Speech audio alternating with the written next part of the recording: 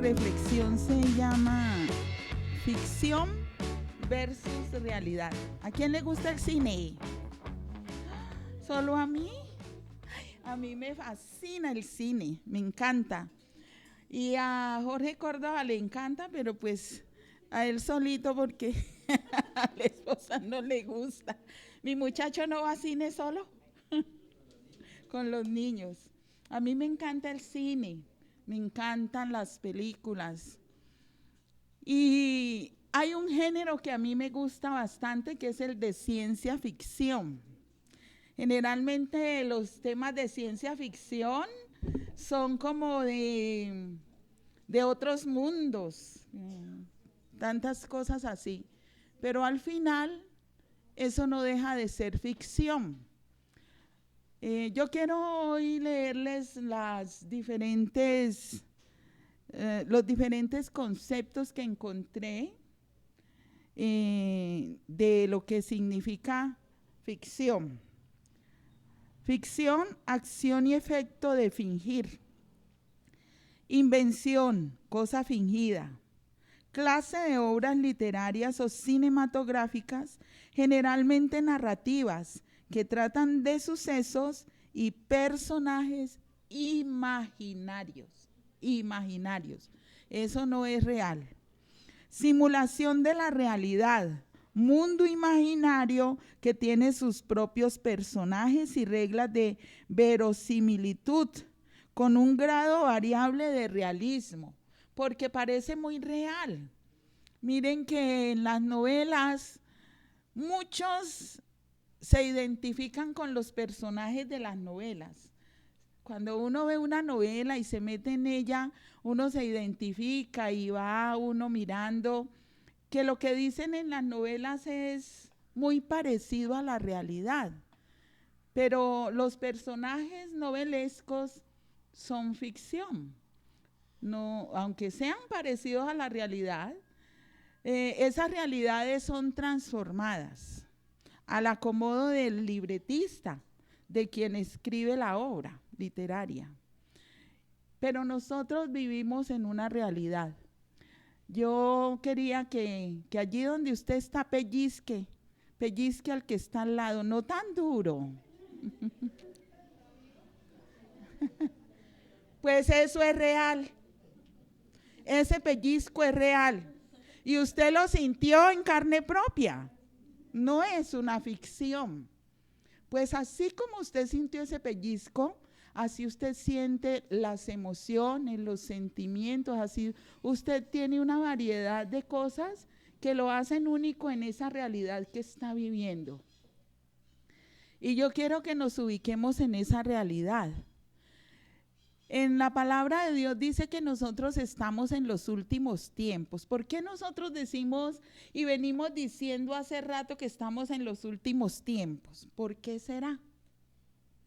¿Por qué creen ustedes que estamos oyendo a toda hora que estamos en los últimos tiempos?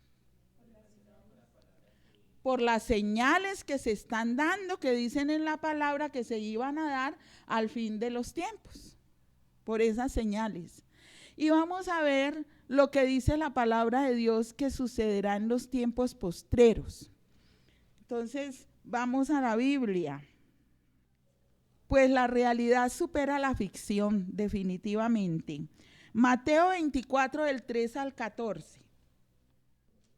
Más tarde Jesús se sentó en el monte de los olivos. Sus discípulos se le acercaron en privado y le dijeron: dinos, ¿cuánto sucederá todo esto? ¿Qué señal marcará tu regreso y el fin del mundo? Jesús les dijo: no dejen que nadie los engañe, porque muchos vendrán en mi nombre y afirmarán: yo soy el Mesías, y engañarán a muchos. Oirán de guerras y de amenazas de guerras, pero no se dejen llevar por el pánico. En verdad esas cosas deben suceder, pero el fin no vendrá inmediatamente después. Una nación entrará en guerra contra otra y un reino con otro reino. Habrán hambres y terremotos en muchas partes del mundo. Sin embargo, Todo eso es solo el comienzo de los dolores del parto. Luego vendrán más. ¿Qué vendrán más? Más dolores, más cosas terribles. Entonces los arrestarán, los perseguirán y los matarán. ¿A quiénes arrestarán, los perseguirán y los matarán? A los cristianos, por supuesto, pero debíamos decir nosotros con nombre propio, a nosotros, a nosotros. En todo el mundo los odiarán por ser mis seguidores. Muchos se apartarán de mí, se traicionarán unos a otros y se odiarán. Esa es una parte que destroza el alma, que entre nosotros nos odiemos y nos entreguemos a los enemigos. Muy triste, pero así dice la palabra y así será. Aparecerán muchos falsos profetas y engañarán a mucha gente. Cuando yo esté leyendo y ustedes vayan leyendo, vayan mirando cómo está nuestra realidad. Y es exactamente como dice aquí. Abundará el pecado por todas partes y el amor de muchos se enfriará. El amor de muchos se enfriará, pero el que se mantenga firme hasta el fin será salvo. Y se predicará la buena noticia acerca del reino por todo el mundo, de manera que todas las naciones la oirán, y entonces vendrá el fin. Todavía no está el fin, aunque hay muchas guerras, hay muchos enfrentamientos, aunque entre nosotros de pronto sí puede haber ya traición y engaño y entrega los unos de los otros, pero todavía no se ha predicado en todo el mundo el evangelio, porque es cuando eso dice en el 12, abundará el pecado por todas partes y el amor de muchos se enfriará, pero el que se mantenga firme hasta el fin será salvo. Y se predicará la buena noticia acerca del reino por todo el mundo, de manera que todas las naciones la oirán, y entonces vendrá el fin. Lo que falta es que la iglesia haga su trabajo. Nos toca a nosotros predicar en todo el mundo la palabra de Dios. Cuando en todo el mundo, cuando en todas las naciones se oiga de Jesucristo, allí es donde viene el fin. Pero ahorita por eso estamos en principio de dolores. Es el comienzo del fin. Pero esta es la realidad que estamos viviendo. ¿Sintió el pellizco? Pues así como el pellizco es esta realidad. Es lo que estamos viendo palpable. No tenemos que decir, no, eso cuándo será. No, ya se está viendo. Familia, sigamos en que la realidad supera la ficción.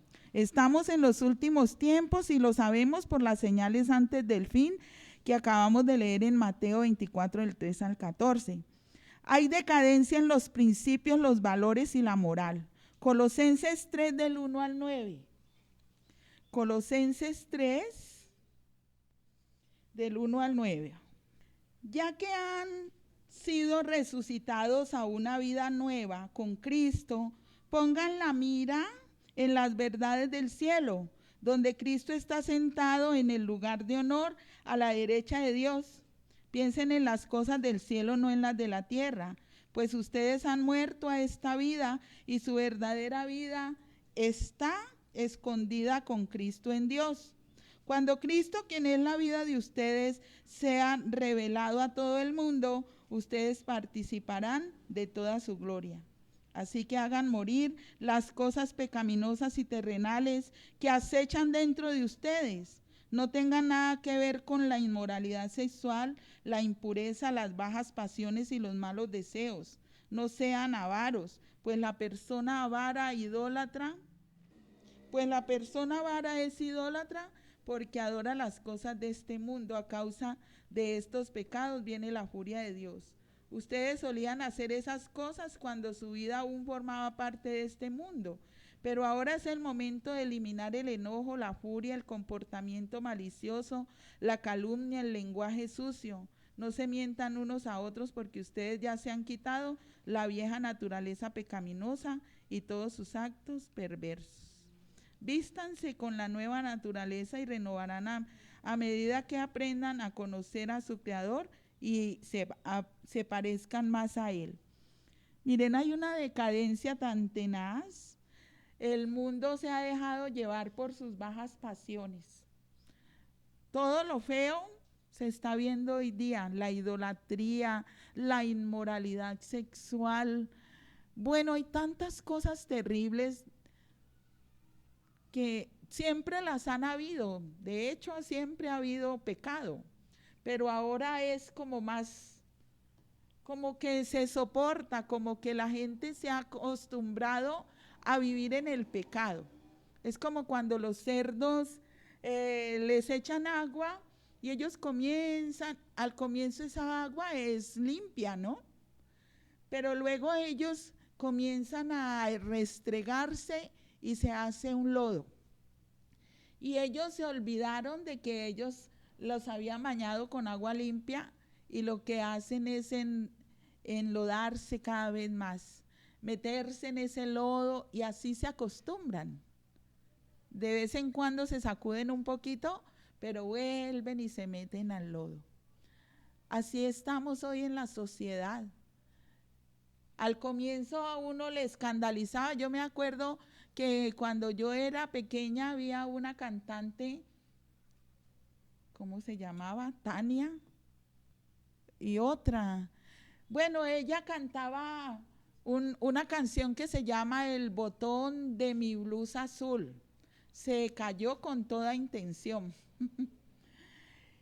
Y resulta que a ella la vetaron en varios países porque ese lenguaje era obsceno. Y cantaba así, así dice la letra. El botón de mi blusa azul se cayó con toda intención o se soltó con toda intención. Y la vetaron. Ahora ustedes oigan esos reggaetones y eso es una cosa aterradora. Entonces miren cómo estamos en los últimos tiempos en una decadencia moral terrible. No hay valores, no hay principios. Vamos a Romanos 1 del 18. Que el hombre no tiene excusa, la culpabilidad del hombre. En esta versión dice la ira de Dios contra el pecado. Pero Dios muestra su ira desde el cielo contra todos los que son pecadores y perversos, que detienen la verdad con su perversión. Ellos conocen la verdad acerca de Dios porque Él se la ha hecho evidente, pues desde la creación del mundo todos han visto los cielos y la tierra.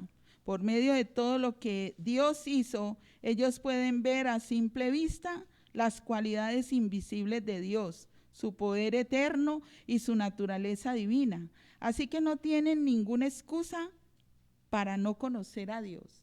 ¿Y qué quiere decir hasta allí ese pasaje? Que nosotros desde siempre sabemos que existe un Dios. Usted por la noche ve el cielo cuando está despejado y ve cantidad de estrellas, ve la luna en todo su esplendor. De día usted puede contemplar los paisajes. Nosotros tenemos una vista preciosa del volcán de Puracé y del volcán de Sotará.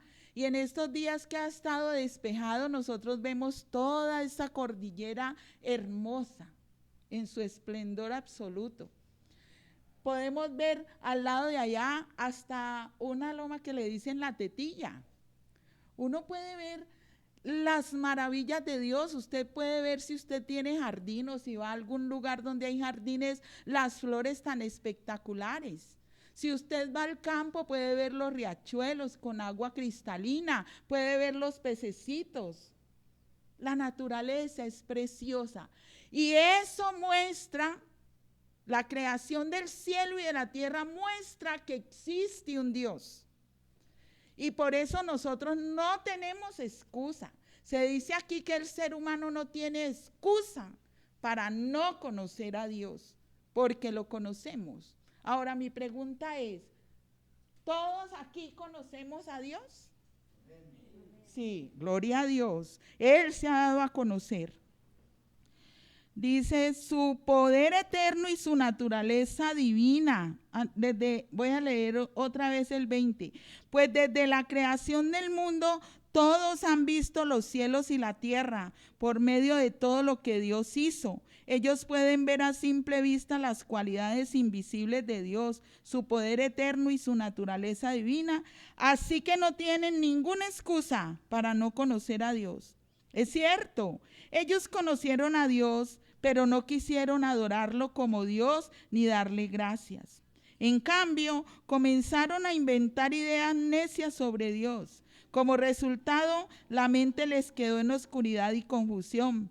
Afirmaban ser sabios, pero se convirtieron en completos necios. Y en lugar de adorar al Dios inmortal y glorioso, rindieron culto a ídolos que ellos mismos se hicieron con forma de simples mortales, de aves, de animales, de cuatro patas y de reptiles. Se está hablando de las personas que a pesar de que Dios se les presenta, no quieren conocer a Dios. Y en lugar de eso, en vez de adorar a ese Dios poderoso e invisible que tenemos nosotros, ¿qué hacen? Se hacen ídolos. ¿Con figuras de qué? De personas, de animales, de cuadrúpedos. Eso se llama necedad. Porque acá arriba dice, profesando ser sabios, se hicieron necios.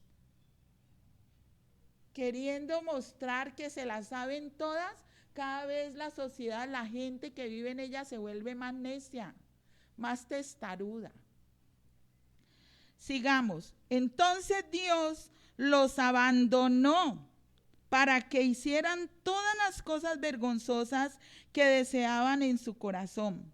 Como resultado, usaron sus cuerpos para hacerse cosas viles y degradantes entre sí.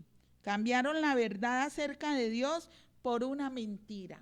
Eso es lo que está viviendo el mundo hoy sin Dios. Han cambiado la verdad que es Dios por una mentira y se vive en una ficción. En una ficción, viviendo cosas que no son la realidad. Viviendo en un mundo fantasioso. Y así rindieron culto y sirvieron a las cosas que Dios creó, pero no al Creador mismo, quien es digno de eterna alabanza. Amén. Por esa razón, Dios los abandonó a sus pasiones vergonzosas. Aún las mujeres se rebelaron contra la forma natural de tener relaciones sexuales y en cambio dieron rienda suelta al sexo unas con otras. Los hombres, por su parte, en lugar de tener relaciones sexuales normales, ¿cuál es la relación normal entre los seres humanos? Un hombre y una mujer. Pero miren cómo se ha extraviado, cómo se ha perdido la moral. Dice, por su parte, en lugar de tener relaciones sexuales normales con la mujer, ardieron en pasiones unos con otros. Los hombres hicieron cosas vergonzosas con otros hombres y como consecuencia de ese pecado sufrieron dentro de sí el castigo que merecían. Por pensar que era una tontería reconocer a Dios, Él los abandonó a sus tontos razonamientos y dejó que hicieran cosas que jamás deberían hacerse. Miren que a mí yo leo esto y me da tantas ganas de llorar, porque es la realidad que estamos viviendo. Esta es nuestra realidad. Y miren que dice que hicieron cosas vergonzosas hombres con hombres y como consecuencia de ese pecado sufrieron dentro de sí el castigo que merecían. Por pensar que eran una tontería reconocer a Dios. El hacer cosas equivocadas lleva a la gente a pensar que con reconocer lo que Dios dice es una tontería. Y comienzan a dar un montón de razones para justificar su pecado.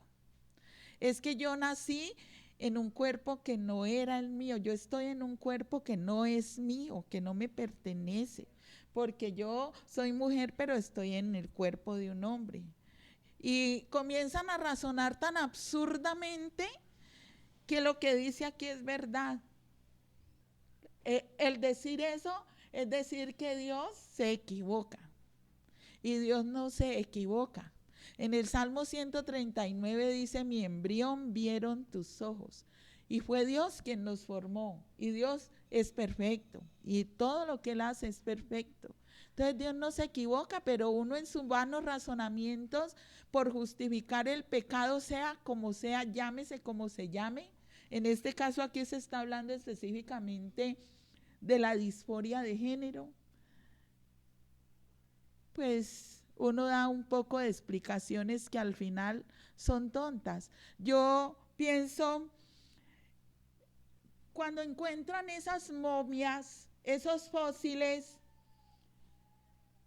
dice alguien, el científico que le encuentra, el antropólogo que le encuentra, que es un trans, la persona que encontró, no. Dice, ¿esta momia es un hombre o es una mujer? ¿Ella era un hombre o es una mujer? Cuando se encuentra un hueso y se le hace todo el estudio para saber qué género tenía, ¿qué dicen ellos? De cualquiera de ese poco de letras que hoy hay que yo ni las entiendo. ¿Cualquiera de esas letras nombran? No. Dicen no. La genética dio como resultado que era un hombre, así sea un hueso. Este hueso era de un hombre, le pertenecía a un hombre. Este hueso le pertenecía a una mujer. Y no hay más. No hay más para dónde mirar. Entonces miren hasta dónde Dios le permite a las personas en su razonamiento llegar a su extravío. Y luego dice aquí, por pensar que era una tontería reconocer a Dios, Él los abandonó a sus tontos razonamientos y dejó que hicieran cosas que jamás deberían hacerse. Se llenaron de toda clase de perversiones, pecados, avaricia, odio, envidia, homicidios, peleas, engaños, conductas maliciosas, chismes. Son traidores, insolentes, arrogantes, fanfarrones y gente que odia a Dios. Cuando uno se empecina en todo lo malo, está mostrando que odia a su creador, que odia a Dios, que todo lo que representa a Dios para ellos es terrible.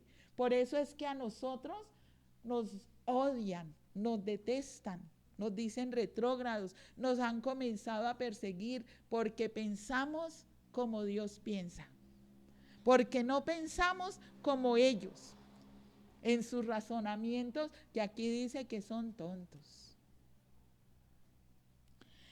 Y sigue, dice, son gente que odia a Dios. Inventan nuevas formas de pecar y desobedecen a sus padres. No quieren entrar en razón. No cumplen lo que prometen. Son crueles y no tienen compasión. Saben bien que la justicia de Dios exige que los que hacen esas cosas merecen morir, pero ellos igual las hacen. Peor aún, incitan a otros a que también las hagan. Esta es la cruda realidad que estamos viviendo. Yo no me la estoy inventando. Eso dice aquí la palabra de Dios. ¿No estamos en esa situación? ¿No es mucha la gente que practica todo esto equivocado? Por supuesto que sí. Y si nosotros no tuviéramos a Dios, si el Espíritu Santo no nos reargullera, pues nosotros también caeríamos en muchos de esos pecados. Aquí dice que esas personas son crueles. La crueldad es terrible. El vivir uno alejado de Dios lo lleva a cometer cada vez más y más pecados. Y dice que ellos no solamente se contentan con cometer esos pecados, sino que llevan a otros. Por eso dice en Mateo 24, por haberse aumentado la maldad, el amor de muchos se enfriará. Y luego dice, y aún los escogidos serán engañados. Si fuere posible, aún los escogidos serán engañados. Lo que quiere decir es que no es posible, pero uno a veces se deja enredar por un momento de las cosas que le dicen a uno. Yo no sé, hace como unos 3 o 4 años, a Tatiana cuando estaba en la universidad le explicaron lo del aborto como algo muy normal. Yo me acuerdo de eso porque me impactó y a ella le explicaron que mirara un huevo, ¿cierto? Que mirara un huevo y que allí pues era un huevo, que no había vida, que no había un pollo, pero que si hubiera un pollo eso apenas se estaba formando y uno podía coger ese huevo y quebrarlo y parte sin novedad. A mí me impactó mucho de cómo es la astucia del mundo, porque así como ese huevo comparaban a un cigoto. Un cigoto es cuando recién se está formando, se están dividiendo las células para formar un nuevo ser en el vientre de una madre. Pero pues ahí les faltó. El huevo es de una gallina y si ese huevo se empolla, allí hay un pollito. Igual, el óvulo que es fecundado, ya al ser fecundado comienza a generar una nueva vida. Y así sea un cigoto, si uno decide interrumpir ese embarazo, uno ha matado un ser humano. Porque si lo deja cumplir el término del tiempo para nacer, pues esa es una persona. No es una cosa, no es nada. Como dicen que eso no es nada. Por supuesto que ahí ya hay una vida. Entonces, familia, miren cómo estamos en el deterioro total de los valores, de los principios y de la moral, que de hecho solo nosotros los cristianos permanecemos con esa ética moral. Pero ya el mundo no le da importancia, tienen el corazón entenebrecido y no tienen moral. Vamos entendiendo hasta ahí que estamos en los últimos tiempos y que esta es la realidad que nosotros estamos viviendo. Esta es nuestra realidad, lo del mundo de hoy. Dice, aunque estamos ante una realidad escalofriante, nos corresponde vivir esa realidad y enfrentarla como hijos de Dios, firmes en la fe. Testificando de Cristo, segunda de Timoteo 1:5. Yo tenía otro pasaje, esperen que yo tenía otro pasaje que quiero verles para que vean que la realidad es terrible, sí es escalofriante, pero también pues que uno debe dejarle todo al Señor, como vamos a ver, de ver cómo estaba que en los últimos tiempos, en los postreros días, en Efesios 5, ya me acordé, en el 16. Así que tengan cuidado de cómo viven, no vivan como necios, sino como sabios. Saquen el mayor provecho de cada oportunidad en estos días malos. No actúen sin pensar, más bien procuren entender lo que el Señor quiere que hagan. No se emborrachen con vino porque eso les arruinará la vida. En cambio, sean llenos del Espíritu Santo, cantando salmos e himnos, canciones espirituales y haciendo música al Señor en el corazón, y den gracias por todo a Dios el Padre en el nombre de nuestro Señor Jesucristo. Y aquí en el 15, en el 17 dice, no actúen sin pensar. La gente hoy actúa sin pensar. Bueno, menos mal que tengo a Anderson que piensa antes de actuar. Más bien procuren entender todo lo que el Señor quiere que hagan. No se emborrachen con vino. Y aquí hay una forma de uno mirar cómo está la sociedad y cómo puede uno vivir una realidad libre de esa sociedad contaminante. ¿Cómo debemos nosotros entonces vivir esa realidad y enfrentarla como hijos de Dios? Firmes en la fe, testificando de Cristo. Segunda de Timoteo 1 del 5 al 8. Dice así: me acuerdo de tu fe sincera, pues tú tienes la misma fe de la que primero estuvieron llenas tu abuela Loida y tu madre Eunice, y sé que esa fe sigue firme en ti. Por esta razón te recuerdo que avives el fuego del don espiritual que Dios te dio cuando te impuse mis manos, pues Dios no nos ha dado un espíritu de temor y timidez, sino de poder, de amor y autodisciplina. Familia, ¿podemos o no podemos? Sí podemos enfrentar esta realidad, porque Dios no nos ha dado espíritu de cobardía, sino de poder, de amor, de disciplina, de autodisciplina, de dominio propio. Entonces a uno lo pueden enredar por un momento, pero usted no se deje enredar porque usted tiene el poder de Dios en su vida. ¿Cómo se va a dejar engañar del mundo? Vaya a la palabra de Dios. Si usted tiene alguna duda de algo que le cuentan, que le dicen, porque el mundo está gobernado por Satanás. Satanás es el príncipe de este mundo y a uno lo enreda él muy fácil porque él es el padre de las mentiras. Pero ¿qué debe uno hacer? Contrarrestar eso.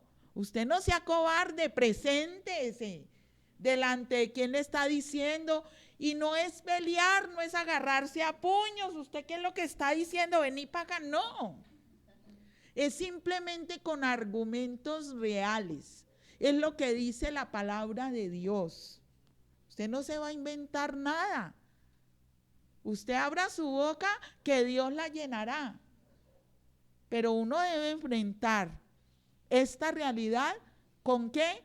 Con la fe, dice. Porque eso era lo que le decía Pablo a Timoteo, que él sabía que Timoteo tenía una fe firme. ¿Y quién le había enseñado esa fe? ¿Quiénes les enseñaron a ustedes la fe a Dios? Recuerden quién se las enseñó.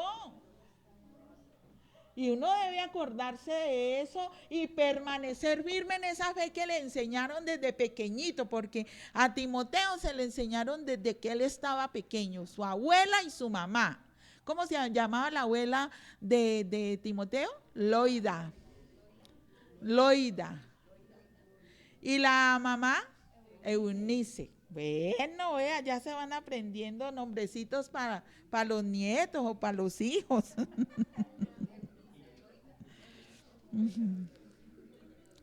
Firmes en la fe, testificando de Cristo. Así yo enfrento esta realidad hoy día, siendo fuertes y enseñando a otros. Segunda de Timoteo 2 del 1 al 7. Segunda de Timoteo 2 del 1 al 7. Un buen soldado de Cristo Jesús. Timoteo, mi querido hijo, sé fuerte por medio de la gracia que Dios te da en Cristo Jesús. Me has oído enseñar verdades que han sido confirmadas por muchos testigos confiables. Ahora enseña estas verdades a otras personas dignas de confianza que estén capacitadas para transmitirlas a otros. Esto es hacer discípulos. Lo que yo he aprendido, yo tengo que enseñárselo a otros. ¿Ustedes a quién le están enseñando lo que ustedes han aprendido? Ay, gloria a Dios. Pero deben estarlas enseñando. O sea, eso es hacer discípulos de Cristo. Lo que uno ha aprendido debe transmitirlo a otros. Soporta el sufrimiento junto conmigo como un buen soldado de Cristo Jesús. Ningún soldado se enreda en los asuntos de la vida civil, porque de ser así no podría agradar al oficial que lo reclutó. Asimismo, ningún atleta puede obtener el premio a menos que siga las reglas. Y el agricultor que se esfuerza en un trabajo debería ser el primero en gozar del fruto de su labor. Piensa en lo que te digo. El Señor te ayudará a entender todas estas cosas. Uno debe ubicarse. ¿Había alguna vez una propaganda? Yo no sé si los jóvenes la alcanzaron a ver, pero yo sí. Que alguien, no sé cómo era, no me acuerdo, pero sí era ubícate. Y uno tiene que ubicarse en la vida. Lo más cercano que creo que todos hemos visto es las propagandas de la casita roja de Da Vivienda, donde está el ahorrador feliz, que dice que, y era una propaganda en donde pasaban algo y decía, estás en el lugar equivocado. Nosotros debemos cerciorarnos y ubicarnos de no estar en el lugar equivocado. Aquí da Pablo ejemplos del agricultor que espera el fruto, del atleta que espera el premio. Nosotros los hijos de Dios, ¿qué debemos estar haciendo? Ubicados en una realidad y haciendo lo que el Señor quiere que hagamos, que es testificar de Él, permanecer firmes en la fe, no dejarnos enredar por las cosas del mundo tan fácilmente. Si a usted le gusta bailar, si a usted le gusta pasar tiempo con su familia, pues hágalo allí. Pero que eso hace que aún se critique a la iglesia y se juzgue a toda la iglesia por unos pocos, porque mucha gente acostumbra a salir de los cultos de la iglesia e irse a meter a lugares en donde no se glorifica a Dios. A mí me encantan los tiempos familiares, yo promuevo muchísimo esos tiempos de familia, en donde se puede bailar, disfrutar sanamente, reírse, si quiere trasnochar, trasnoche, no sin antes hacer vigilia, ¿no? Porque para un trasnocho, reírse y dar chistes y tomarse un vino, si hay tiempo y si aguanta. Pero para una vigilia quedan dormidas a la primera hora. Pues no, primero las cosas de Dios, pero también hay que tener tiempo de esparcimiento sano, porque yo no me voy a ir a meter en donde no se glorifica a Dios, en donde hay pleitos, en donde hay peleas, en donde a mí me pueden dar una cachetada o aún herirme porque no quiero salir a bailar con otra persona que no sea mi esposo. Pero si yo voy allá en donde no me han llamado, cualquier borracho puede hacerme daño. Entonces, ¿uno a qué se va a meter a un lugar en donde no se glorifica a Dios? Disfruten sanamente, tengan recreación sana, pero con los suyos, con su familia. Siendo fuertes y enseñando a otros, como ya leímos en 2 de Timoteo del 1 al 7, huyendo de la maldad y perseverando en hacer lo bueno. 1 de Timoteo 6 del 11 al 12. 1 de Timoteo 6 del 11 al 12 dice así: pero tú, Timoteo, eres un hombre de Dios, así que huye de todas estas maldades. Persigue la justicia y la vida sujeta a Dios, junto con la fe, el amor, la perseverancia y la amabilidad. Pelea la buena batalla por la fe verdadera. Aférrate a la vida eterna a la que Dios te llamó y que confesaste también delante de muchos testigos. Te encargo delante de Dios, quien da vida a todos, y delante de Cristo Jesús, quien dio un buen testimonio frente a Poncio Pilato, que obedezcas este mandamiento sin vacilar. Entonces nadie podrá encontrar ninguna falta en ti desde ahora y hasta que nuestro Señor Jesucristo regrese. Estoy leyendo Primera de Timoteo 6 desde el 11. Todas estas cosas uno debe tenerlas en cuenta. Cómo enfrentar esa realidad, siendo firmes en la fe, dando testimonio de Cristo, siendo fuertes y enseñando a otros la palabra de Dios, huyendo de la maldad y perseverando en hacer lo bueno. En 2 de Timoteo 2, 22 al 26 dice, 22 al 26, 22 al 26. Huye de todo lo que estimule las pasiones juveniles. En cambio, sigue la vida recta, la fidelidad, el amor y la paz. Disfruta del compañerismo de los que invocan al Señor con un corazón puro.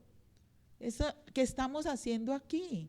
Estamos disfrutando del compañerismo, estamos oyendo la palabra, estamos huyendo de todas las pasiones que nos pueden llevar a hacer lo contrario. Esto es lo que Dios quiere para nosotros, el edificarnos mutuamente. Cuando ustedes vienen a las reuniones de parejas, cuando vienen a las reuniones de jóvenes, cuando vienen a las reuniones de movimientos, ustedes están huyendo de las bajas pasiones. Están haciendo lo que a Dios le agrada. Están perseverando en hacer lo bueno. Dice hasta el 26, te repito, no te metas en discusiones necias y sin sentido que solo inician pleitos. Un siervo del Señor no debe andar peleando, sino que debe ser bondadoso con todos, capaz de enseñar y paciente con las personas difíciles. Instruye con ternura a los que se oponen a la verdad. Tal vez Dios les cambie el corazón y aprendan la verdad. Entonces entrarán en razón y escaparán de la trampa del diablo, pues Él los ha tenido cautivos para que hagan lo que Él quiere. Uno no se puede poner a pelear con la persona que usted le comparte y no quiere oír de Dios. No se ponga a alegar, porque hay personas muy testarudas y por darle rabia a uno, el diablo los usa para que uno se enoje. La palabra de Dios no es para pelearla. La palabra de Dios se explica solita. Uno no tiene por qué meterse en discusiones tontas que no llevan a nada y al final uno termina bravo con la persona que quería ganar para Cristo. Luego, ¿cómo va a volver a intentar ganársela? No, téngale paciencia, cambie de tema. Si la persona no quiere oírle, entonces, familia, así enfrentamos nuestra realidad. ¿Por qué yo hice este tema? Porque yo les dije que estaba viendo Betty la Fea. Que no me graben ahí. La primera, Betty la Fea. Y entonces, no, esa Betty es hermosa. Y yo he sacado tantas enseñanzas porque eso es ver la realidad de nuestra sociedad en un ambiente laboral. ¡Ay! Tanto chisme, Dios mío, tanto odio. Y hay una que le dicen la peliteñida y ella dice, desgracias. Pero ella todo le ponía acento. Y uno dice, ¿cómo puede haber tanta maldad? Es una cosa aterradora los ambientes laborales. Hay una niña que sale a rumbear y se acuesta con todos los que rumbean. Entonces, esa es una radiografía de la decadencia moral que hay en el mundo y en nosotros, de nuestra sociedad actual. Aunque esa novela la hicieron hace 25 años, pero es una realidad palpable. Y miren, familia, que uno de todo lo que ve, de todo lo que oye, tiene que sacar las enseñanzas basadas en la palabra de Dios. Bueno, eso me pasa a mí. yo voy y veo una película y siempre la comparo con los principios, con los valores de la palabra de Dios. Todo lo que yo veo lo enfoco a la palabra de Dios. Veo qué puedo sacar de bueno, qué enseñanza saco. Siempre, bueno, no sé, pero ya me enseñé así, a sopesarlo todo a la luz de la palabra de Dios. Y eso es lo que uno debe hacer siempre, y hacer lo correcto, porque yo enfrento la realidad, porque pues la novela es novela, son personajes ficticios. ¿Qué me voy yo a ilusionar y a vivir en un mundo de novela, de sueños? Ay, y que la Betty, y se acabó la Betty, ahora sigo con qué, y en un mundo de ficción, de pura ciencia ficción.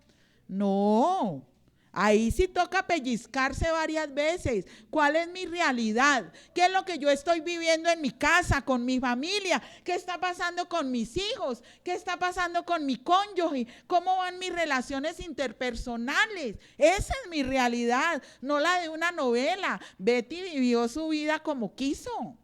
Cada personaje lo pintan ahí como el escritor la escribió, como el libretista la escribió.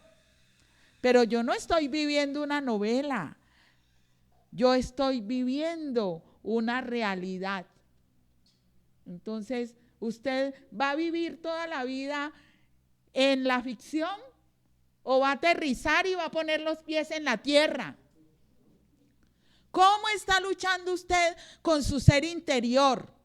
Con la mentira, con el engaño, con la hipocresía, con los resentimientos, con las raíces de amargura. Esa es su realidad. ¿Por qué usted está llorando? ¿Cómo puede enfrentar esa realidad que la hace llorar, que le hace llorar? ¿Cómo está viviendo su relación de pareja, su relación con sus hijos? Esa es su realidad. Y ahí es donde tiene que enfrentarla con fe firme. Ahí es donde usted tiene que enfrentar su realidad. No temer llegar a casa. Y qué pereza llegar a casa, porque no quiere enfrentar la realidad y prefiere vivir en la calle, viviendo en su mundo de ficción. No, tiene que enfrentarla. ¿Cómo la va a enfrentar? Con una fe firme, testificando de Cristo, enseñando la palabra de Dios, sembrando principios, sembrando valores. Que mi hija me llamó, que estoy deprimida. ¿Por qué estás deprimida? Y me cuenta, vamos a orar. ¿Quién puede solucionar todos nuestros problemas? Dios. ¿Quién nos puede guiar? Dios. Entonces nuestro todo debe girar alrededor de Dios. Familia, no hay de otra. Pero no podemos huir de nuestra realidad. Hay que enfrentarla. Así como usted recibió un pellizco y lo sintió, usted está sintiendo su realidad. No se enajene. No se vaya para otro mundo. No esté en la luna todo el tiempo.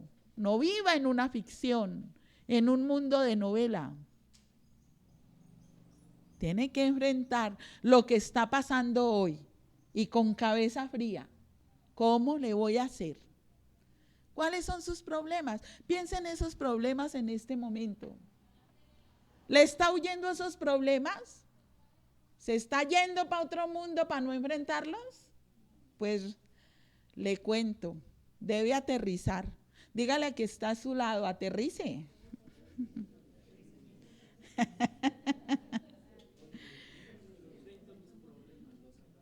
Esforzarse para recibir la aprobación del Señor. Segunda de Timoteo 2 del 15 al 16. Casi todas las cosas a seguir las saqué de Timoteo, de primera y segunda. Segunda de Timoteo 2, 15 y 16. Esfuérzate para poder presentarte delante de Dios y recibir su aprobación. Si un buen obrero, alguien que no tiene de qué avergonzarse y que explica correctamente la palabra de verdad. Evita las conversaciones inútiles y necias que solo llevan a una conducta cada vez más mundana. Usted no se preste para dar chistes flojos de doble sentido, para echar chistes groseros, cuentos obscenos. No se preste para eso. Acabe con el chisme. No pare oreja a lo que le están contando de otro. Uno no debe prestarse para discusiones que solamente lo llevan a caer más en pecado. No, señor. ¿Cómo enfrento yo esta realidad? Huyendo de la maldad, perseverando en lo bueno, esforzarme para recibir la aprobación de Dios, permaneciendo fiel a la enseñanza de la palabra de Dios. Segunda de Timoteo 3, 14 al 17. Aquí dice: pero tú debes permanecer fiel a las cosas que se te han enseñado. Sabes que son verdad, porque sabes que puedes confiar en quienes te las enseñaron. Desde la niñez se te han enseñado las sagradas escrituras, las cuales te han dado la sabiduría para recibir la salvación que viene por confiar en Cristo Jesús. Uno tiene que permanecer fiel a la palabra de Dios. Recuerden que en nuestra declaración de fe, nosotros declaramos que la palabra es nuestra máxima autoridad, la palabra de Dios. Por encima de la palabra de Dios no tenemos ningún otro libro. Eso es lo máximo para nosotros y nos regimos y nos guiamos por ella. Manteniendo la mente clara en toda situación. Segunda de Timoteo 4:5. Pero tú debes mantener la mente clara en toda situación. No tengas miedo de sufrir por el Señor. Ocúpate en decir a otros la buena noticia y lleva a cabo todo el ministerio que Dios te dio. ¿En qué nos debemos ocupar? En darles a otros la buena noticia de la salvación. De eso nos debemos ocupar, de mantener una mente clara. ¿La tienen clara ahora? ¿Están viviendo en una ficción o en una realidad? La realidad está cruel, pero nosotros tenemos que aprender a enfrentarla. Como ya vimos, firmes en la fe, testificando de Cristo, siendo fuertes y enseñando a otros la palabra de Dios, huyendo de la maldad y perseverando en hacer lo bueno, esforzándose para recibir la aprobación del Señor, permaneciendo fieles a las enseñanzas de la palabra de Dios y manteniendo la mente clara en toda situación. En toda situación yo no debo descomponerme, yo no tengo por qué gritar, yo no tengo por qué perder mi compostura por lo que se me presente. Porque Dios a mí no me ha dado espíritu de cobardía, sino de poder, de amor y de dominio propio. Quien me controla a mí es el Espíritu Santo. Y pare de contar. Yo no tengo por qué rasgarme las vestiduras, ni enfurecerme, ni echar humo. Yo tengo que calmarme y afrontar cada situación sabiendo que el Espíritu Santo es quien toma el control de mi vida y que yo puedo hablar tranquilamente de cualquier tema. Puedo escuchar a quien quiera, así el diablo quiera hacerme dar rabia a través de esa persona. Porque eso lo usa mucho el diablo, ¿saben? Que nos asusa y nos asusa a través de las palabras malintencionadas de la gente. Pero yo no me voy a dejar. ¿Por qué? Si usted lee la palabra, si yo leo la palabra, si busco al Señor constantemente, Él va a poner las palabras adecuadas en mí. Y yo no tengo por qué discutir ni pelear por nada.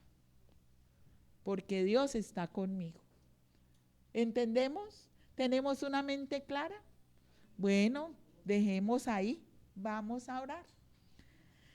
No viva más en la ficción, en las novelas, metida en una novela. No. Enfrente su realidad. Papito Dios,